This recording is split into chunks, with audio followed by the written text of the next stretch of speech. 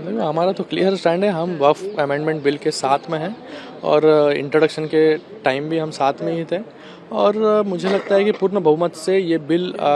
कल सदन में पास होगा। नोबाटा का स्टैंड कभी भी क्लियर ही नहीं है क्योंकि वो कन्फ्यूजन स्टेट में हो गए अभी विधानसभा के बाद और कन्फ्यूज हो गए वो कि कौन सा स्टैंड लेना चाहिए। गरीब मुस्लिम लोगों के हित में जो बिल है उसके साथ में खड़ा रहना चाहिए या इतने सालों तक जिसमें भ्रष्टाचार होते रहा जिससे कोई गरीब मुसलमान लोगों का उद्धार नहीं कर पाए उसके साथ खड़े रहेंगे। ये बाला साहब के विचारों के साथ खड़े रहेंगे या बाला साहब के विचार के अगेंस्ट जिस तरीके से इन्होंने बाला साहब के विचार छोड़ दिए 2019 में कुर्सी के लिए, कल भी वही दोहराएंगे। खाली मुस्लिम अपीजमेंट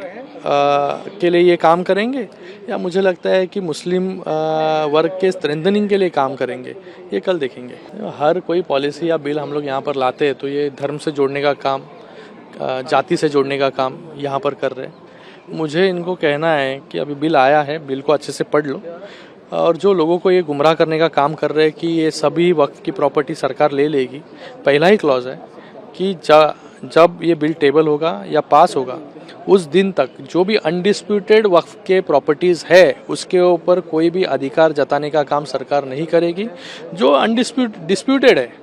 जिसकी सुनवाई नहीं हो रही है, अभी आप वक्फ तो कुछ भी बोल रहा है, पार्लियामेंट भी हमारा है या हाई कोर्ट भी हमारा है और अगर वक्फ के पास, ट्रिब्यूनल के पास या जो भी वक्फ का बोर्ड है वो बोल रहा है कि अमुक अमुक एक प्रॉपर्टी हमारी है